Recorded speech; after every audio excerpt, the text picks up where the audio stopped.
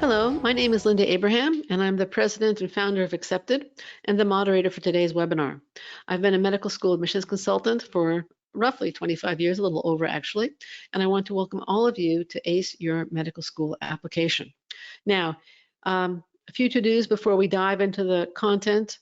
I do have a short presentation planned to be followed by Q&A, which is going to be the majority of the workshop, webinar, whatever you want to call the next hour or so.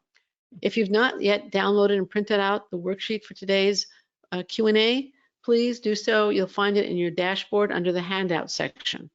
My personal recommendation is that you actually print it out and use it to follow along, write down comments or thoughts that you have as we're progressing.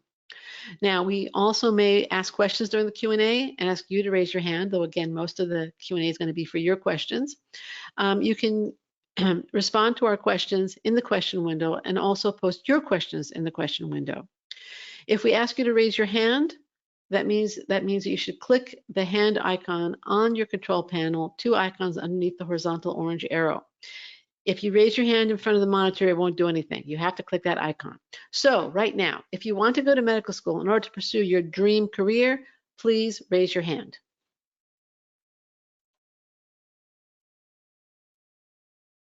Again, if you want to go to medical school in order to pursue your dream career, please raise your hand. Good. Good. All right. Most of you found the icon and are here for the right reasons. Oh, fantastic. Good.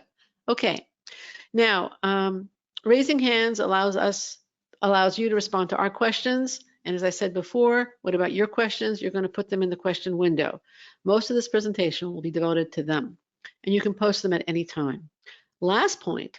When you leave, you'll receive a brief survey. Please fill it out. We value your feedback, and we use it as we plan new webinars and improve whatever existing ones that we have. Oh, and one more thing. Before I introduce today's experts who will be responding to your questions, I've been told that webinar attendees are sometimes so curious about the special offer at the end that they forget to pay attention to the content. I don't want that to happen to you. So on your screen, you can see the special for today. And it's a real good one. $250 off any primary application and $500 off a primary plus secondary application. This offer ends March 19th. Coupon code Save Big, and you can sign up at accepted.com/primary. We're giving you a full week to do this, not so that you forget about it, so that you can actually contact a consultant and get comfortable with that consultant before you buy. All right, finally, I'm thrilled to introduce the experts who will be responding to your question. They are Cydney Foote, an accepted medical school admissions consultant since 2001, who previously served in an administrative role on the University of Washington's medical school. Dr. Herman Gordon, unfortunately, is under the weather. He lost his voice, so he will not be joining us, but Dr. Barry Rothman is here. He is the founder and former director of several Postback programs at Cal State San Francisco and Accepted's medical school admissions consultant since 2015. Now, I have a question for you before we continue. How many of you, when do you plan to submit your primary application? The options are June, July, August, September, or later, which could include next year, by the way. Okay?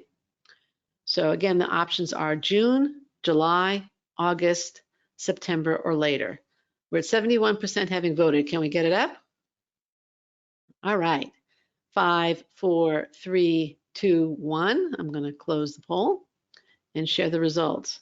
So we have 68% wisely aiming for a June submission, 5% for July, 5% for August, and 21% for September or later, which I assume means most of them are for next year. Okay, great. Thank you. Let's face it. It's hard to get accepted to medical school. The process is long, difficult, and grueling. In my opinion, and Accepted works with applicants to multiple kinds of graduate and professional programs, medical school is the most demanding application process. And of course, medical school isn't just about, and these statistics on your screen right now kind of not only is it long and grueling process, it's a process that's very difficult to be successful at. And it's while these are stats, medical school isn't just about stats. Medical school admissions officers are very serious about holistic review. Schools want to see commitment to service, the ability to work in teams, exposure to clinical healthcare, professionalism, and they expect to see all that and more through your medical school application. On a very high level, the primary application, whether for osteopathic or allopathic medical schools, is about your fitness to serve as a physician. It should show the following. And you want to ACE the primary application, and ACE stands for 1, academic ability. You should show that you have the ability to do well in medical school. This is absolutely imperative. Now, doing well can be different things to different people, but you have to show you can handle the work. Medical schools do not want to admit people in fear that you're going to drop out. C is for clinical exposure. They want to know that you know what a clinical career in medicine is about and are making an informed decision. And essence, well, essence is really about your personal qualities, but personal qualities wouldn't make my acronym. So it's essence. Personal qualities. Doctors should have compassion, communications ability, love of service, teamwork skills, and leadership ability. Now, the secondary applications and interviews should, in addition to reinforcing the points made in the primary, show fit with the schools you are applying to, the individual schools that either you are submitting a secondary to or interviewing with. In terms of content and focus, that's how you will ace your medical school application. The other key ingredient is time, a lot of it. As I mentioned at the beginning, this is a time-consuming, grueling process. Allow a lot of time. The medical school application is a marathon, not a sprint. And you have to plan for it like a marathon because it takes months to apply. It's March now. You presumably have already taken some steps to prepare yourself to apply in terms of your coursework and activities. Most of you are planning to apply in June. That's 3 months from now. You're hoping to get secondaries in July, preferably in July, perhaps in August. You're hoping to have interviews in the fall and be accepted, if you're lucky, by the end of the year. But of course, it could go on. It could go on into late winter or spring of next year. So again, this is a marathon. And it could even be next summer before you know if you're actually going to medical school. So how do you prepare for this marathon? I mentioned time, and I was in an acronym mood when I started creating this presentation. So time is obviously what I indicated a minute ago, but it also stands for train for the MCAT. Prepare and get the best score you can the first time you're taking it. If you have to retake it, do so, but make sure that the next time is the best score. You don't want to be a serial MCAT taker. And then investigate the different programs so that you apply to programs more likely to accept you based on your qualifications, your shared values, the school strengths, your interests, and their preference for in-state versus out-of-state students, if they have one. And then there are the written parts of your application, the most meaningful experience pieces, the personal statement, and the activity descriptions. Now, Dr. Gordon, when he saw the notes for this presentation, he said, I don't start with the most meaningful experiences, I start with the personal statement. And of course, that's just fine. It just wouldn't have worked with my acronym. So you need to write outstanding, most meaningful experiences, personal statement, and activity descriptions in whatever order you want. And you can start working on those ASAP or as soon as you finish the MCAT. And then you need to equip yourself and prepare for a deluge of secondaries by pre-writing the most common secondaries are the ones you are most likely to get during the lull after you submit your primary and before the secondaries actually start to come. Now, I would also encourage you, as you saw from the offer before, to get someone experienced, knowledgeable, and objective while still being supportive to guide you through this process. Given the complexity of the application process and the odds, that guide can be really useful as you're going through it because they know the process inside and out and they can support you on your way. Now, you need Accepted to be your guide because with Accepted, you can access professional expert advice, save time, apply with confidence, and apply successfully. We survey our clients every year and the statistics are usually very similar, but last year, 91% of our client respondents were accepted to medical school. In a nutshell, you get candor, objectivity, combined with decades of experience in med school admissions by your side as you go through the tough application process. Now, I'd like to introduce a few of Accepted's outstanding consultants, and they will answer your questions now and work with you in the future if you want. Okay, so again, we have Cydney Foote, an Accepted medical school admissions consultant since 2001, who previously served in an administrative role at the University of Washington's Medical School, and Dr. Barry Rothman, founder and former director of several postback programs at Cal State San Francisco, and an Accepted medical school admissions consultant since 2015. And they are now unmuted, right? And we are also going to, instead of being disembodied, at least two of us will stop being disembodied voices, and we will put on our videos. Okay, so now at the moment, I don't see us, but I assume you can. I can see both of you. Okay, great. So hello, everybody. I don't know why I don't see me, but whatever. Okay, so let's see. So far, we don't have any questions. No questions from the audience? All right, that was something I didn't expect. Did I answer all your questions with my short presentation? I have a question. Okay, go you for could it. pose. Maybe ask the participants, what are they most scared about the application process? That's a what great do they idea. feel most uncomfortable about? We actually do have a question coming in. Now, I would actually like to have some more disembodied voices here, and I would like to be able to unmute you. If you don't want to be unmuted, because maybe it's I know you have a lousy internet connection, or you're in a noisy location, please just say don't unmute, and that's fine. This is not okay, fine. So Bridget, you are now unmuted. You can ask your question. Hi, good evening.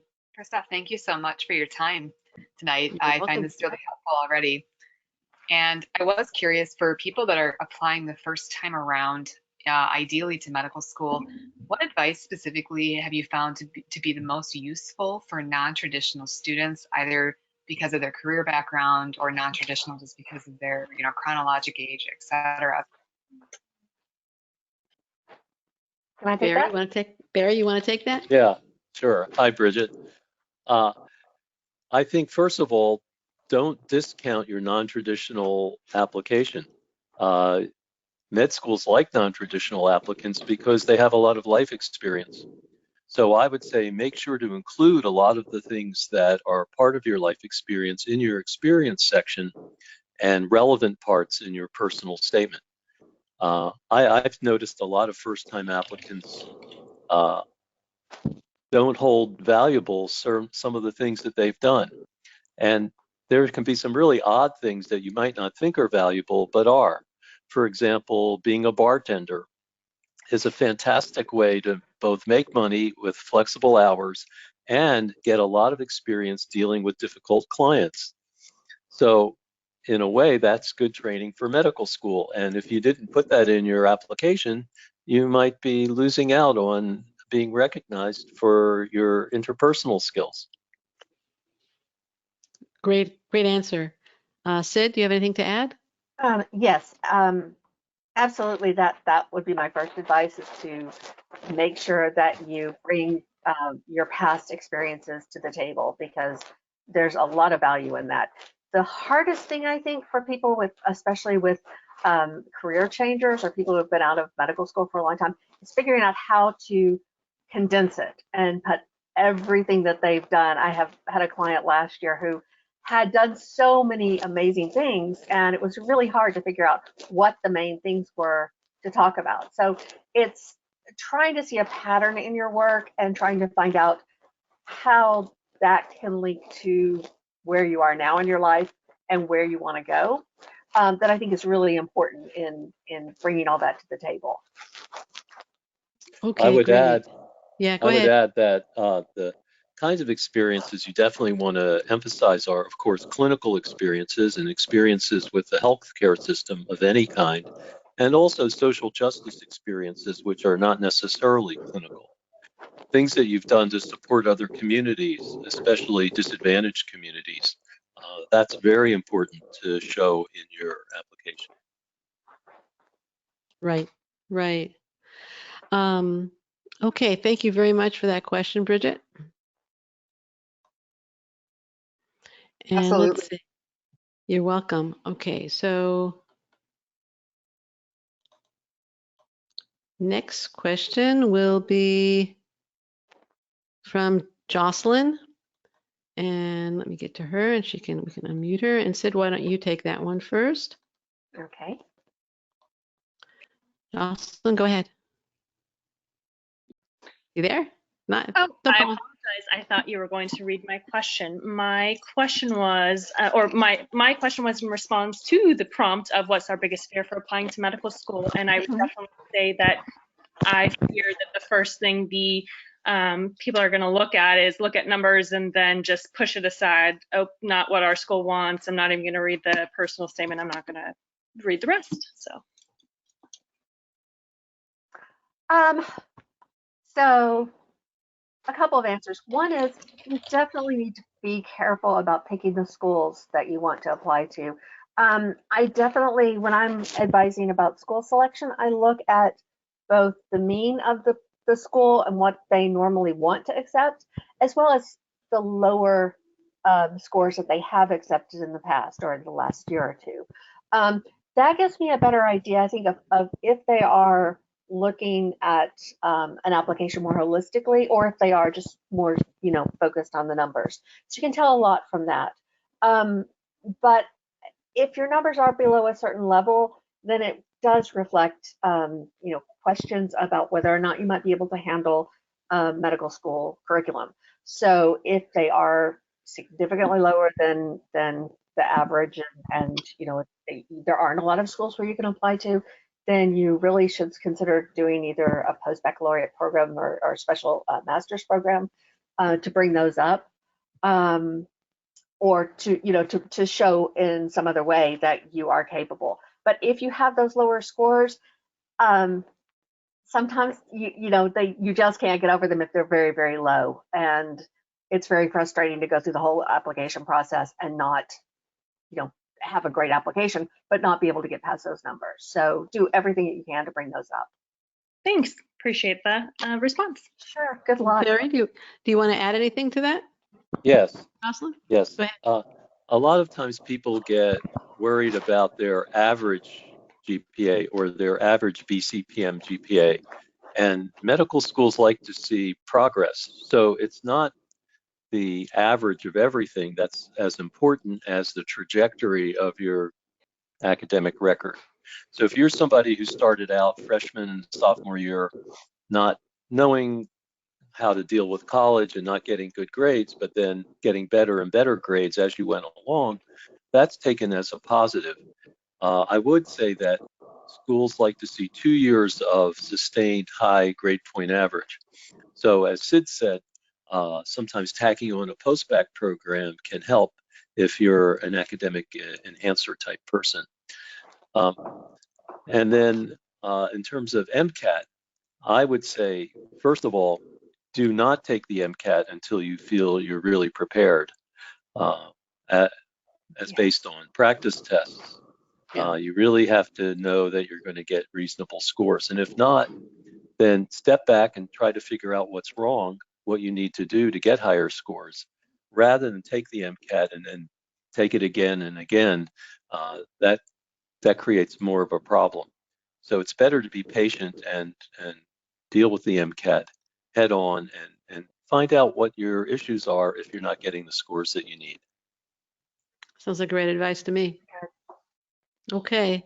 Thanks, Jocelyn, for the question. Thanks, Sid and Barry, for the responses. Now, let's see. A couple of people asked not to be unmuted, but okay.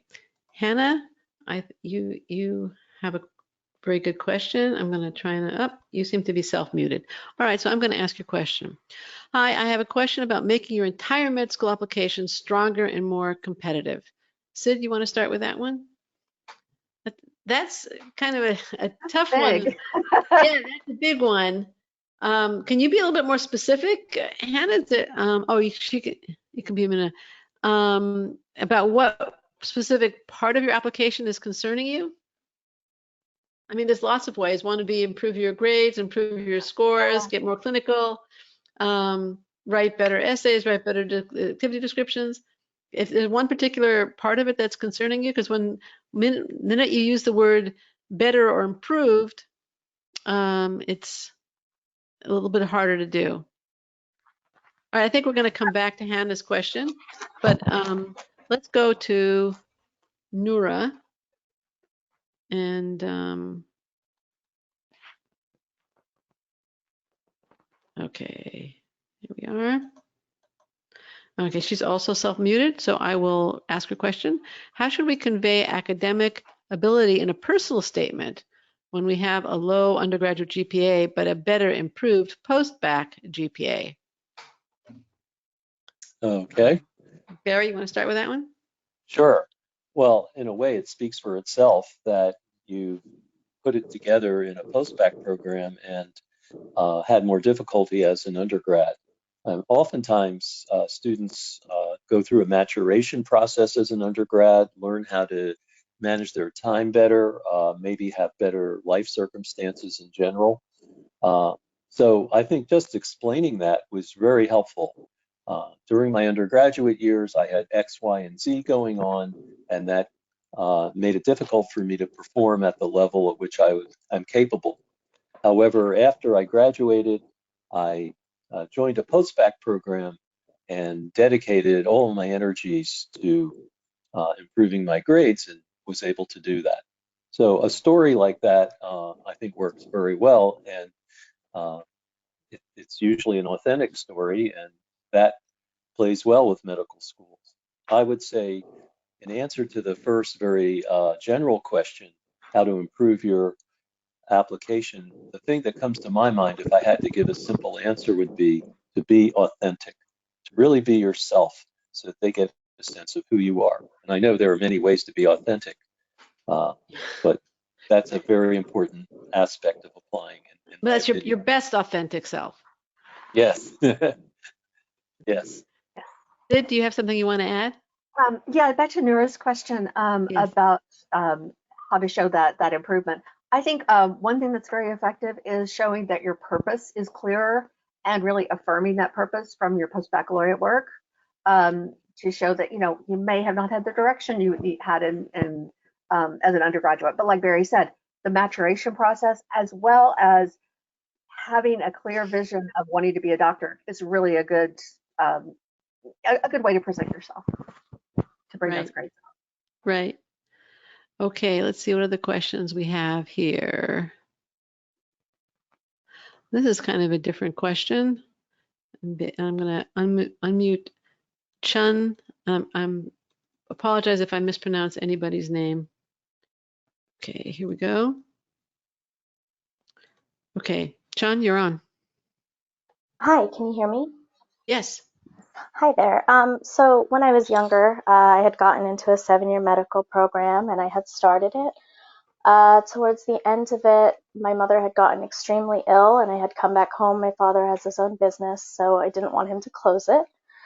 I took a gap year and then I came back and I had brought my mother up with me and I had decided that it would not be fair to keep her up there for 4 years.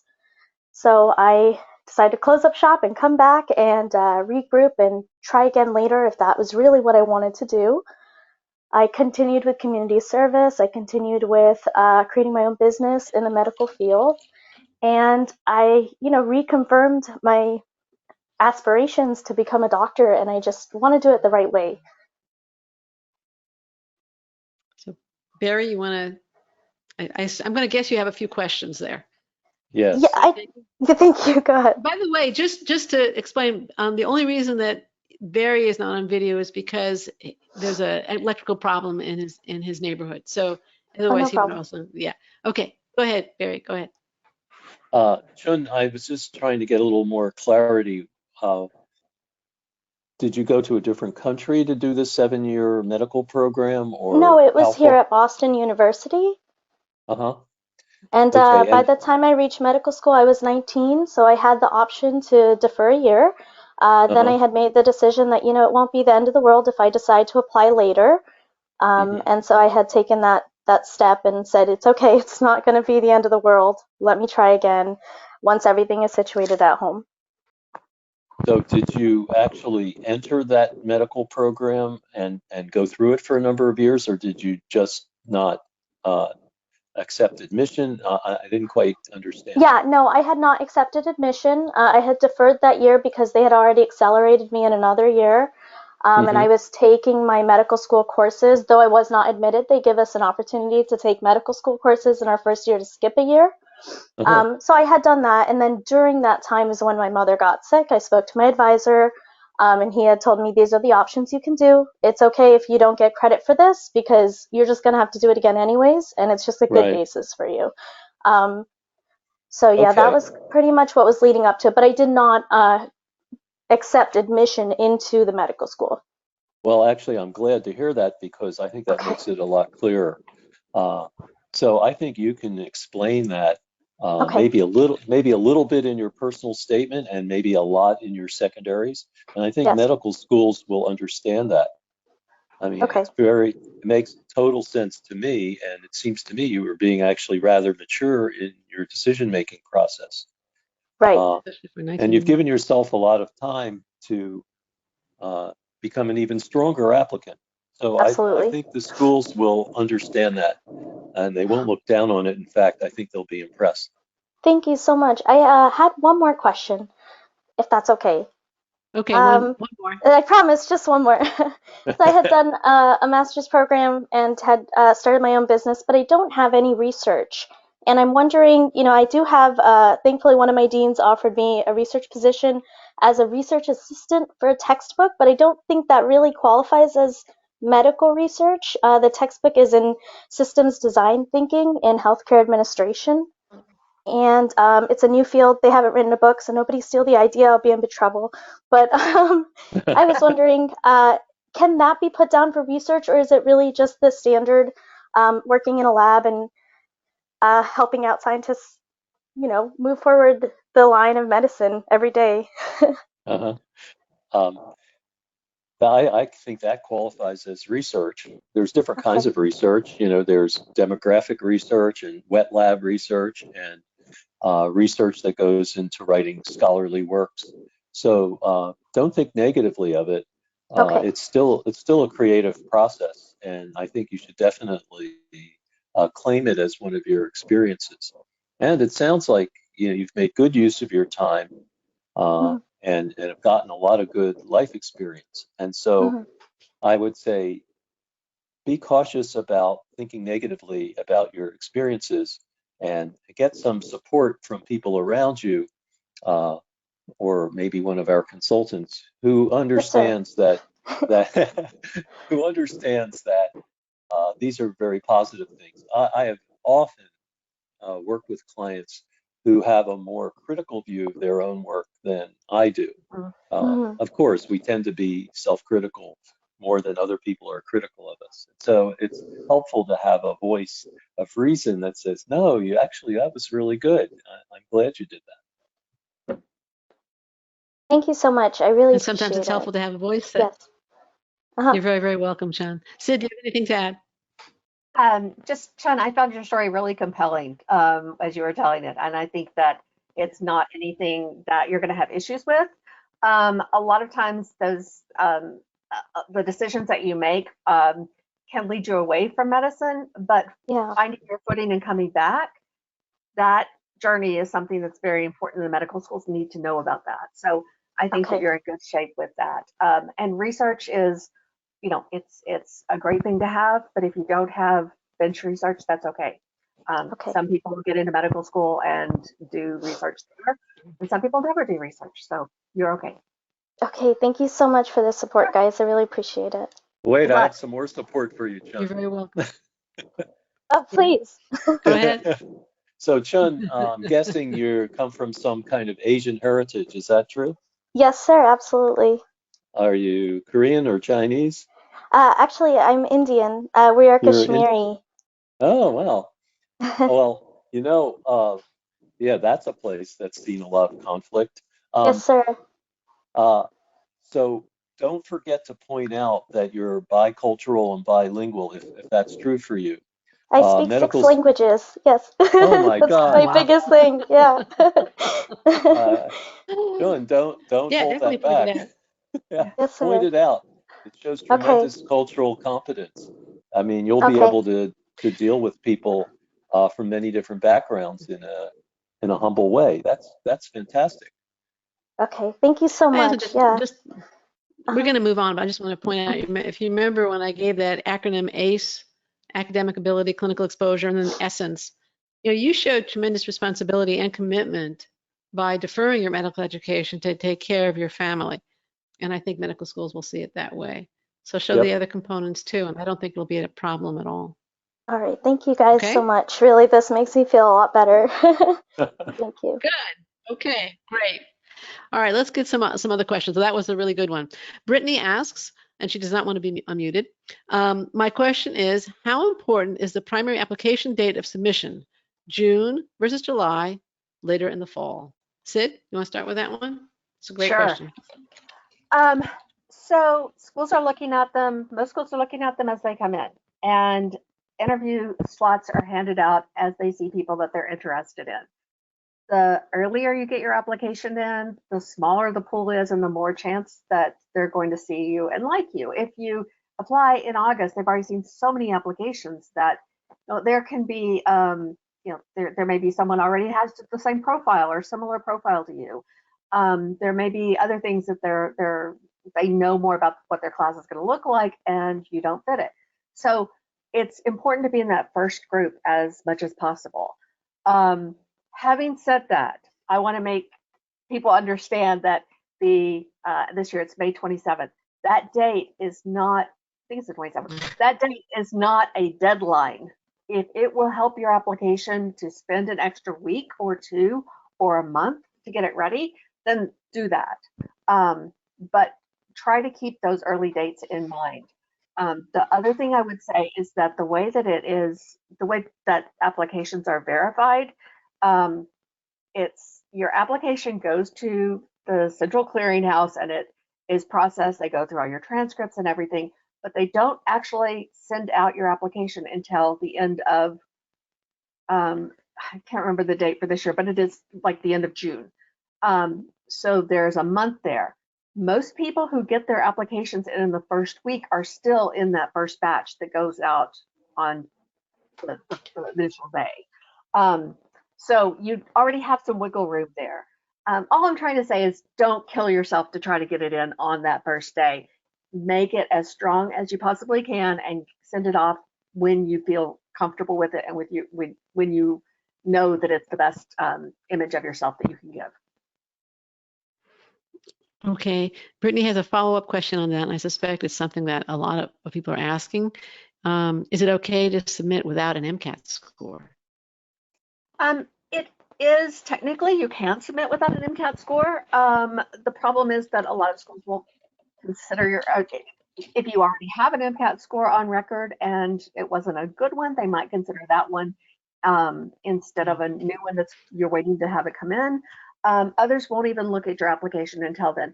That said, you can send it in if you want to go ahead and send in the secondaries and all that. It's just that your application probably won't be viewed as a whole until they have all the information they need to look at it.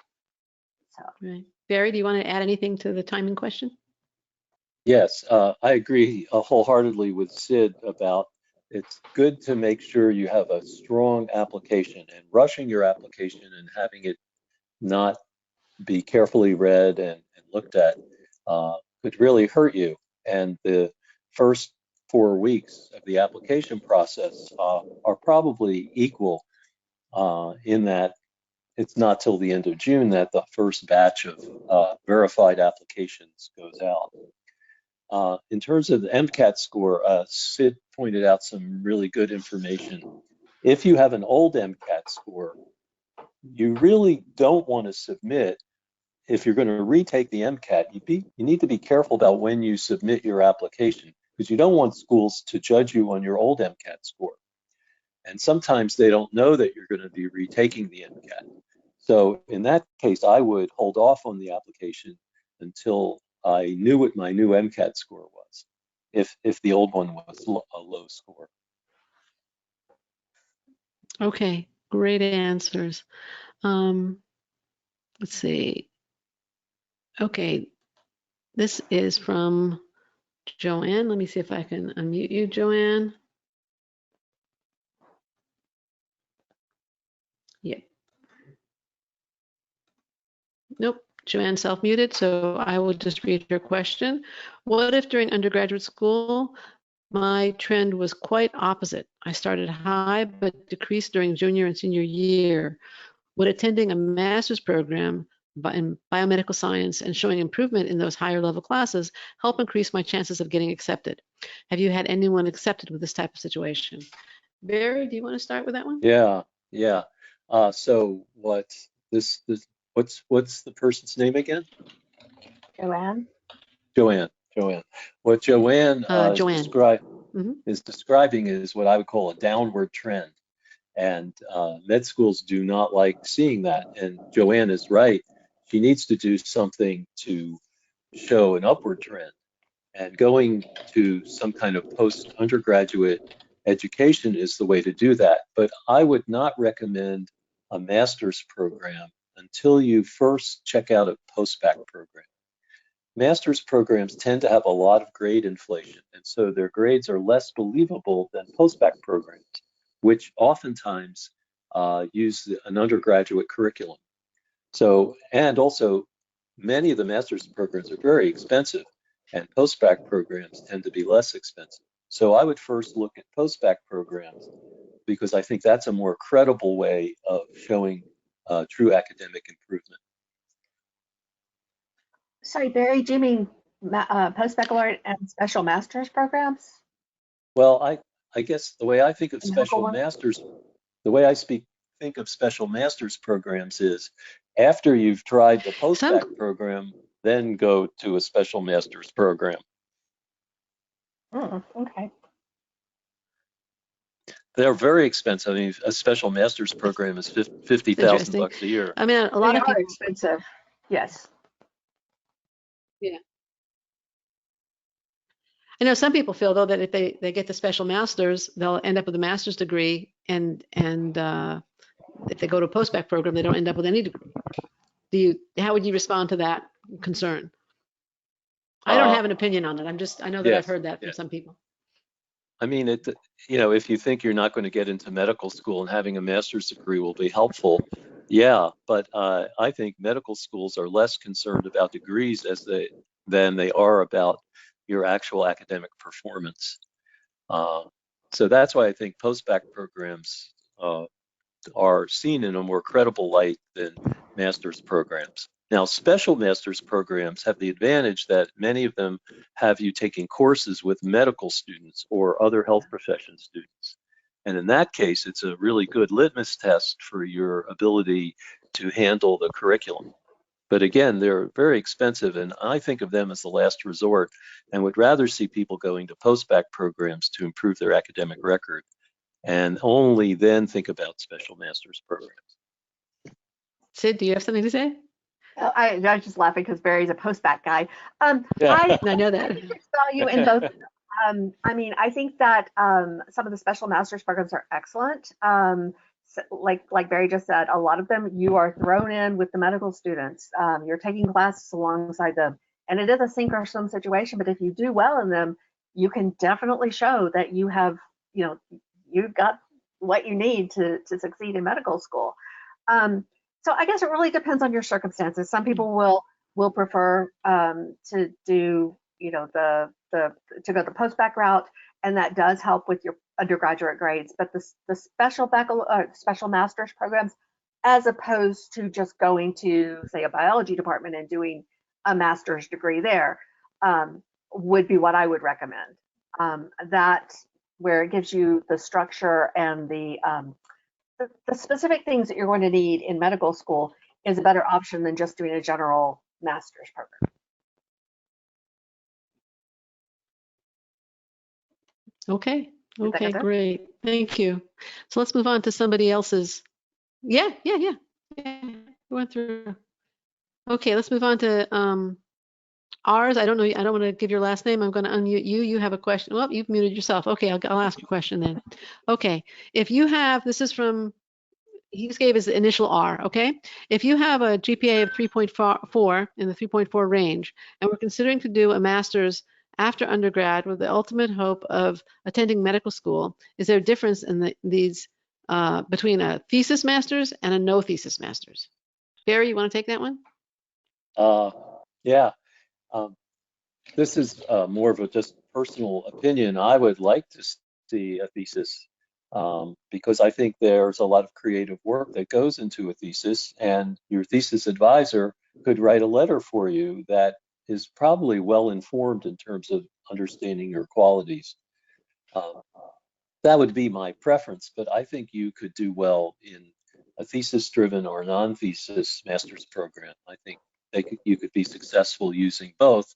I just happen to like the creative aspect of writing a thesis. Okay. Sid, do you have anything to add? Yes, Sid, well, do you have anything to add? not really. Not really. No. I mean, Okay. I do think it's a personal opinion. I think that either could be valuable for medical school. So Yeah. really. Okay. All right. So let's go on to Nora has an interesting question, and I'm going to try and unmute her. Let's see if, nope, she's also self-muted. So I will ask her question. It is, what criteria should we evaluate when choosing a medical school?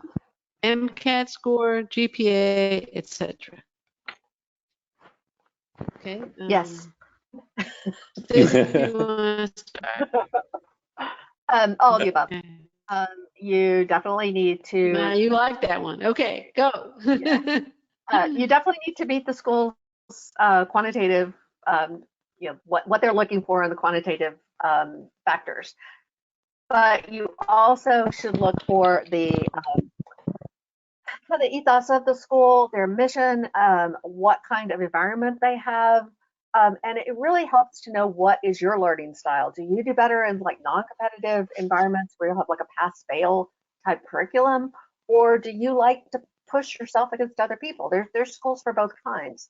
Do you like urban settings, or are you more interested in going out into the community and doing like, rural or community medicine?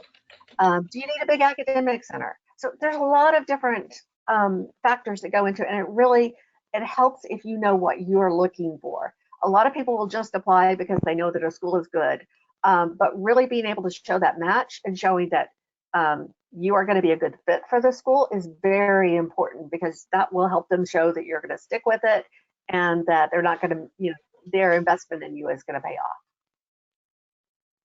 Okay, great. Barry, you have anything to add? Yeah, I would like to add, I mean, Sid summed it up very well. So I would add something a little further down in the admissions process. Let's say you were admitted to more than one medical school, which of course, that's a great problem to have. That's the time when you want to visit the school again and do and interview them. So during your first interview, you're on the spot and you want to do well, of course, and you want them to like you. But if you have to decide between two schools, visit them both and really get the vibe by hanging out with students, maybe even asking them to put you up with some students and get the candid view of the students so that you can make a more informed decision. There's, how medical schools look on paper, and then there's the experiential part of it, where you actually get a sense of the culture that's at the school. So that's a little add-on to what Sid said. Okay, great. Thank you very much. All right, we also have a question here from Abdul, and I'm going to read it because I think he asked me to mute him earlier.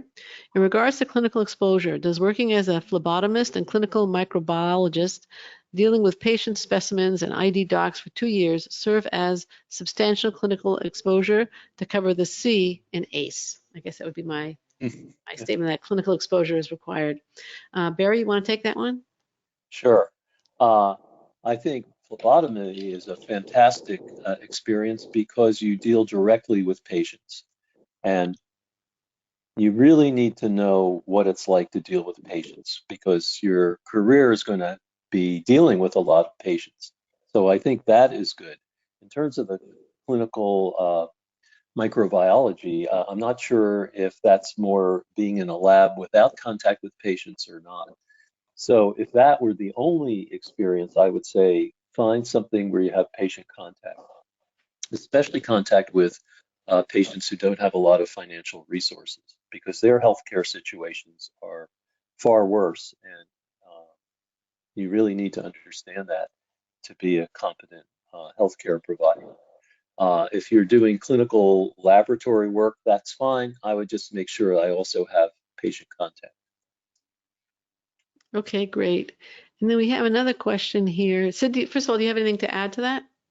Or you started that one? No, that's okay. I just think phlebotomy is a great experience because you're really having to put people at ease. So that's a really good patient exposure. Okay. All right. And one last question from Alia. How does the medical school committee feel about a student that failed academically in the past, but is improving their GPA? Sid, do you want to start with that one? Alia, are you still in school now? Okay, well, let me see if I can unmute her, because that will help. And when you say failed academically, what do you mean? Okay, Aaliyah, you're now unmuted. Are you there? Well, she might have stepped away. Are you there? Okay. Well, I'll just dig it. So any Fs on your record are going to be, that's a big red flag for admissions committee. So you've got to address that. She said she's currently in school, Sid. Okay. Okay. And her mic's not working. So you can ask some questions and I'll just read the responses. Okay. Are we talking about Fs, and if so, how many? Or more like Cs or Ds? Neither one is great, but it's going to be, it's hopefully going to be something you can improve. In terms of, like Barry said, having that upward trend is very important. It is very, very, very hard to improve your GPA after a big drop. So getting it back up to a competitive standard is really hard to do by taking classes, semester after semester. So really, when you end up, you need to figure out how you're going to end up when you graduate, what your GPA is going to be. You might want to stay a little bit longer and take some more classes. That's a possibility that a lot of people will take advantage of. So postpone your graduation by another year and just take more classes to prove that you have that experience and that strength in the courses where you were struggling with. Other option is, the postback or special master's program route we're talking about. So there's different ways to look at it, but it is so slow to try to build up your GPA course by course by course that you really need to assess where you're going to be at the end of that, at the end of your college career. If any of you are wondering why I'm looking down because we had a podcast fairly recently, and I'll try and find it and then give you the URL, where the applicant, who's doing great now, she's gone to a top medical school, I think she's in residency, she failed Calc 1, I think, in her freshman year. And she did not, I don't believe she did a postback, if I recall. So I'll give that out or post it when I find it. But anyways, did you want to say anything more, Sid, or should we ask Barry if he has something to add? Just, Aaliyah, if you have failed any of those courses, you really need to retake them. You need to show that you made substantial improvements since then. That's the biggest thing I would say to do. So, yeah, that's it. Barry, do you want to add to that? I know you worked you worked with a lot of people who had all kinds of academic difficulty. Yes. I've seen people get into medical school who have had, very difficult first couple of years. First of all, you need to explain what was going on so that medical schools understand, what was causing the low grades, and then explain what you did to correct that. There's nothing like a heroic journey of improvement to impress a medical school. And then next, I would say, you need to show that you can have a sustained high GPA for at least 2 years.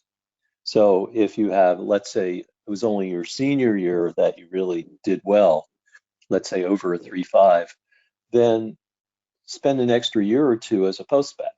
If you actually did quite well your junior and senior year, that's 2 years, then maybe that's enough to show that you've really been able to get it together.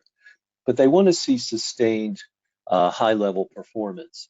So if in those 2 years you get a couple of C's, then that makes it a little harder. I would like to see all A's and B's for 2 years to show that you really have it together in terms of your academics. Okay. Yeah, I think I'm not finding it right now. It was about a year ago that I interviewed this young woman who definitely failed her first calculus class. I also interviewed a few years ago, and I'm blanking right now on his name, but he had all kinds of academic blemishes and difficulties. He is currently an orthopedic surgeon, a spinal surgeon. He did a post-bac program. He got, I think, into Georgetown Medical, and then he did an orthopedic residency, and then a fellowship for spinal surgery. And I'm just blanking on his name. I have a picture of him in my mind because I've been following him ever since. An incredible story of overcoming all kinds of hardships, academic, personal, amazing story. And maybe we'll send it out afterwards. I'll look it up. But a lot of these things can be overcome. It takes time, it takes effort, it takes commitment and self-discipline if you want it badly enough. Sid has worked with clients who've overcome difficulty. Barry has a career setting up post-bac programs and working with people who needed academic enhancement. And it's a reality. You can do it if you want to do it. And at this point, can I add just one thing real quick? Of course. That the inverse of that is interesting too, that you can come through, have a 4.0 GPA and not necessarily get into medical school. So it's not just about the grades. It's like Barry said, it's very much your journey, and it's how you spent your time along the way. And it's also your commitment to the community and the service that you're doing, and really showing that you will be a good physician. A lot of people will graduate with great grades, but don't have that. So, it's not an either or thing. It's not just about grades. It's holistic review. Now, R is asking, what is a competitive standard GPA? That depends. Depends on which school you're going to. It depends on your MCAT score. It depends on the trend. Depends on all kinds of things. So it's not unusual for somebody to say, what's the GPA I need to get in? What's the MCAT score I need to get in? Well, it depends. There's no one magic number. If you look at the average, I think the average MCAT score for accepted medical students in the United States is 511. But if you apply it with a 511 to some schools, you won't be looked at because their average is a 520. And at other schools, a 506 is or 507. I'm even talking allopathic schools. And of course, if somebody's accepted, if the average is X, that means that people are accepted also with below average scores. So the average overall, frankly, is almost meaningless. It's not useless, but it's not terribly helpful in terms of choosing where to apply. Now, there's another question here that I want to answer. I don't want to answer it. I want to post it. Let me see. And this is from Bill, who does not want to be unmuted. He asks, what if you have a 3.5, good MCATs, research, some clinical experience over the summer, but you don't get in? How do you know what you need to do in order to improve your chances next time? Okay. Who wants to take that first? I'm happy to take it. Okay, go for it. Go for it. Okay. I mean, if I were working with you, Bill, I would find out more detail. You said something about clinical experience for a summer. Maybe that wasn't enough. You said good.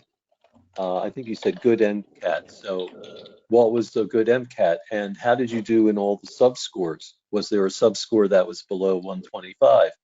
That could be a red flag. It could be that you didn't write a good personal statement, or you didn't have a good letter, or your experiences weren't written up well. So there are many, many factors, and one of the things that we offer is a rejection review that allows one of our consultants to go over your application very carefully and point out the places where it's weak, and then help you figure out how to improve. What med schools like to see in a reapplicant, in your case, would be to say, these are the problems that I had, and this is how I addressed them, and now I'm ready to apply again. I have improved myself. So we really need more detailed information to be able to give you a clear answer, Bill. I did just post the URL for the med rejection review. And I also wanted to add that, you know, and Sid, I'm sorry, I should be letting you talk first. Go ahead. No, that's okay. No. Okay. I Okay. wasn't gonna add anything. I was agreeing with her. Right.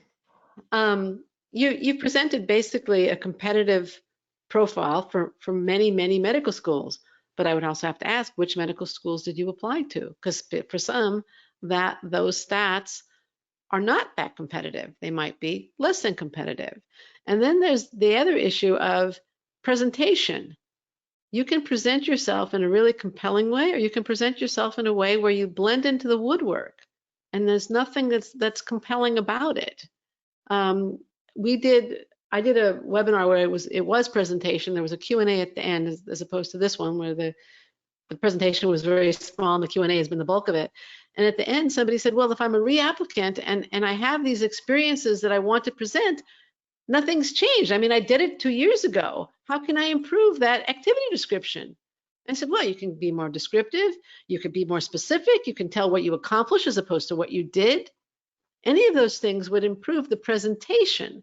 So there's actually, you know, there's kind of the qualifications, and then there's how you present those qualifications so that they are compelling and impressive and show that you're going to both fit in at the medical schools you're applying to and stand out in the applicant pool. I'm sorry, I should have let you guys answer the question, and I just did. All right. Do Good you answer. want to? I'm sorry. I'm sorry. Barry, do you want to take this? Now that I did, I guess I really liked the question.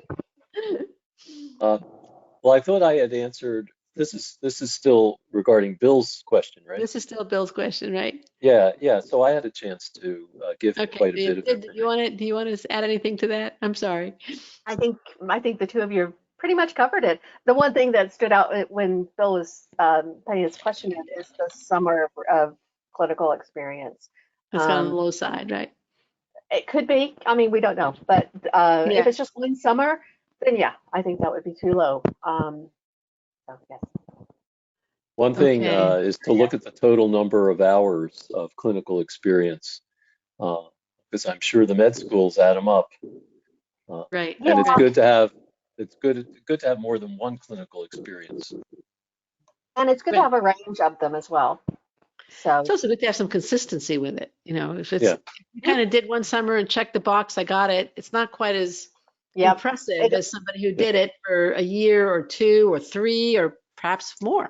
Yeah, it doesn't show that you love it. Right. So, okay. I think we've just about out of time. I want to thank Cydney Foote and Dr. Barry Rothman for being part of an outstanding panel when I let them talk. And at this point in time, I want to ask you, what is the most valuable piece of information you got either from the presentation at the beginning or the Q&A? In the question window, please. Okay, so let's see. Somebody says, again, what advice the best advice that you got? Okay. So Chun is saying the most valuable piece of believe in myself. Great, Chun. That's great. Masters. Okay. Who else? Be a better communicator in my application. Wonderful. Not to give up and to keep working hard. Be resilient.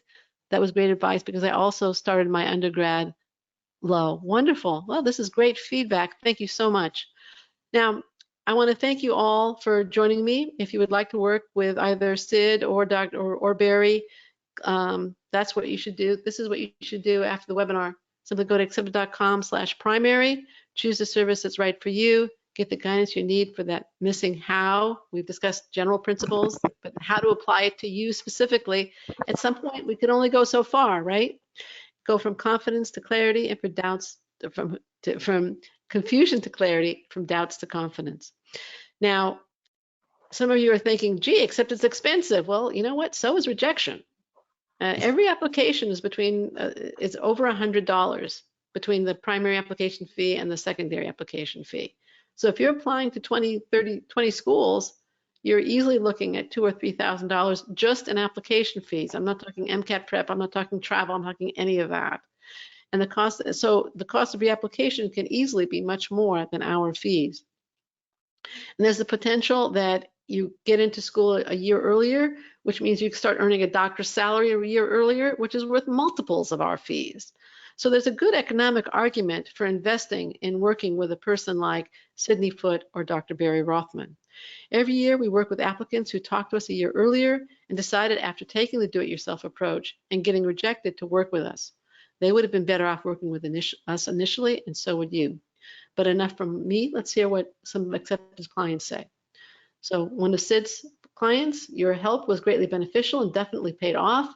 I interview at 9 of the 10 schools I applied to and will be attending medical school this fall. I appreciate all of your help, and I truly don't think I could have gotten this far without using your service. I appreciate it. And this is for Dr. Gordon, who unfortunately lost his voice. I'm incredibly excited. Herman helped me so much with the entire process. He's both brilliant and a pleasure to work with, accepted to UCSF. And then for Dr. Rothman, was incredible. We could not have asked for a better advisor to work with. He was kind, considerate, went beyond what we could have ever imagined. I'd highly recommend him to anyone looking for assistance with this process. So at this point, I'd like to recommend that you follow the steps on the screen, and think of yourself, imagine yourself in position of the clients you just heard from, able to say to family and friends that you are accepted to medical school and that you know you're going to pursue the career of your dreams.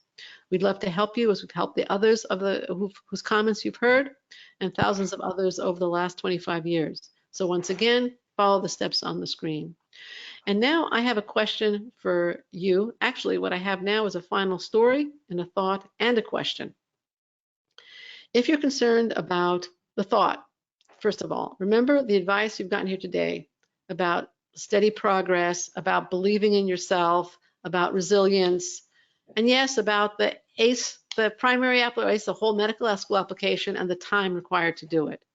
If you're concerned about school selection, the personal statements, the most meaningful experiences, the activity descriptions, the secondaries, the interviews, and the other writing required to apply successfully, and you're anxious about spending the next year or so stressing about this marathon that you're undertaking, remember the excellent advice you've gotten today and your goal.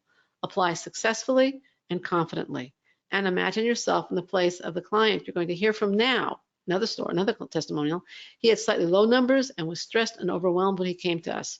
He worked with Accepted, and here's what he wrote a year after he had been sitting where you are now. Let's go to that. Well, here we go. I've been thinking about this whole crazy process after being accepted to 3 medical schools, and I know that I wouldn't have had a prayer if it weren't for your substantial help. They say the essays are one of the most important aspects of the application, especially for someone like me whose numbers are a little below average. You greatly distressed an important part of this process that was making me quite anxious. I feel much more confident in my essays after working with you. So now you can probably relate to the client you just heard from, slightly no numbers, concerned about the quality and quantity of writing he'll have to do. If you can relate, then also realize that this client did it. He is in medical school. He might be out of medical school by now, and you can do it too. Take the steps he took. Get accepted. And now I have a question for you. You've heard my presentation. You've heard the entire Q&A. Yes, you heard my pitch for services and a little bit of occasional assistance from Barry and Sid. Why are you hesitating to engage with Accepted? Why are you sitting on the fence? In the question window, please. Okay, let's see, it's coming through. Why are you hesitating? Weighing out cost versus benefit. Good, Nura. Okay. Anybody else? Okay. Let's see, we're getting the cost mainly, the price. Okay.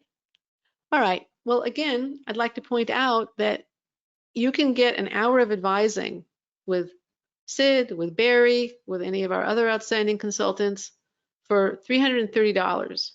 That is less than the cost of 2 applications, which you are going to send in and have no idea if they're going to be effective. You are constantly investing in this medical school admissions process. Now, it's true, the more significant services, the primary application package, the primary plus secondary, are more expensive, but they're still much less than the cost of reapplication. If you count in all the application fees, the lost salary, the travel expenses, the potential that you might have to retake, prepare for, and retake the MCAT, those all play a role. They're also much less expensive, by the way, than a Postback program. Though if we think you need a Postback program, we would tell you that. Any other, Sid, Barry, do you have anything to add to that about the cost? I think you point out a good thing, Linda. The application process is extremely expensive, and it's much more efficient to get help early in it rather than have to reapply. I would say you could easily spend $8,000 applying during one cycle, and except it wouldn't cost you that much to get quite a bit of help in the application process. For example, you could get substantial amount of help buying our 5-hour package, which costs $1,550. Now that doesn't necessarily cover an entire primary application, but it could go a long way to helping you. And $1,550 is a lot less than the cost of applying for a whole cycle. Now, Joanne asks, not knowing if an hour is enough. Well, the rejection review, which I don't remember if you applied before or not, you might have, is $500. And again, it's a fraction of the cost of applying. If you don't know what went wrong last time, the cost, the benefit is enormous just to know what you did wrong and get suggestions for how you can improve. You don't want to be making the same mistakes. And particularly if the mistakes or the issues were more issues of presentation, it's very hard to be objective about that. So again, there is benefit. If you want just to get the rejection review, you can get that and stop there. Or you can get 1 hour and stop there. If you feel you need more and it's going to pay off, then get more. So there's a good, strong economic, financial argument to make in support of engaging with accepted and people like Cydney Foote and Dr. Barry Rothman. Now, R is asking it may be too early to start. It's definitely not too early. No, definitely not. No. A lot of people are starting now, and they're going to be in really good shape already. Yeah. But they're going to be in really good shape when it comes time to submit everything. One of the clients I worked with a few years ago had finished his application, his primary by, I believe, February or March, and he had started pre-writing his secondaries, got them all in. He got offers, I think he got like, what was that? Do you remember him, Linda? He got like 13 or 14 interviews. Just right off the bat. Everything he got in really quickly, and he just made I remember that. Yes. Yeah. People. There's actually an interview with him on our blog. But no, it is definitely not too early to start. No, it's not too early at all. Not too early at all. Now, Joanne wrote, not knowing if an hour is enough. I mean, obviously you can start with 1 hour and always buy more. We're not going to prevent it from happening. And if you find that 1 hour valuable and you want to buy another hour, that means that you got value out of the first hour and you'll go for the second or the third or the fourth or the fifth or whatever you find value for, what you find value in. Can you repeat this? Yeah, go ahead. I would say 1 hour is a good amount of time to see if you and your consultant can work well together and to start to establish a relationship.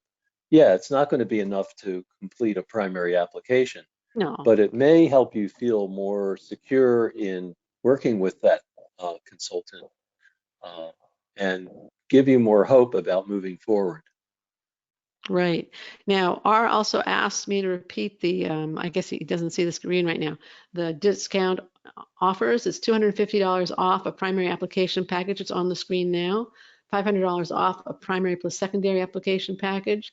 The URL is accepted.com/primary, and the coupon code is SAVEBIG, SAVEBIG, and the offer ends March 19th. So again, if you go to that URL, accepted.com/primary, you'll see those services. The coupon code is not on the site. It's just for registrants at this webinar. And again, it's Save Big. It expires March 19th. Let's see, there were some other really good questions here. Can I add one thing about just costs? Yes. I think that it's a good idea to talk to your consultant. We're very flexible with the services we offer. We can really pinpoint where we're going to have the maximum value for you. So, you know, don't shy away and say, oh, the whole thing is too expensive. We can be very flexible about, you know, what we're working on and how much time we spend on it. You know, if we go an hourly route. So there are options. So don't be scared of that. Right, and you should know that the instructions I always give our staff is to recommend the service that works best for the client. If you talk to any of the consultants, they will tell you that I made quite clear to them very early on, they should never recommend a service that the client doesn't need. Mm-hmm. You can talk to In any general, yeah. in general, we try to save our clients money by finding the most expedient way to get them where they need to be. And as Sid pointed out, sometimes working hourly is more efficient than, say, buying one of the comprehensive packages. And sometimes a comprehensive package is more efficient. We have both Yes. for different people. Yes. Yes. You know, so I'm just, Sid sent me a text with the early bird story, the story about the guy who got his applications in early and got all those acceptances. And then let's see what else. Joanne, or if 5 or 10 hours would be too much, and determine that cost factor and saving factor. Well, one thing you should know, if you buy the 5 or 10 hour plan, you save on the hourly fee. You get the lowest hourly fee with a 10-hour plan. If you don't use it all up, you can request a refund of unused time. You'll lose the multiple hour discount, the relevant multiple hour discount, but you can get a refund of unused time, and you can't be worse off than if you had bought either a 5-hour plan and then hour by hour or something like that. So you're not locked in if you go for a larger plan. And you're also not locked in if you're not happy. So that's the other advantage. We do have a 1-hour minimum. That's the one thing that, you know, there's no refund on that 1 hour, that first hour. All right, any other questions here? Not knowing, I think I've, any other questions? Well, are there any other reasons why you're sitting on the fence that you want to discuss and raise right now?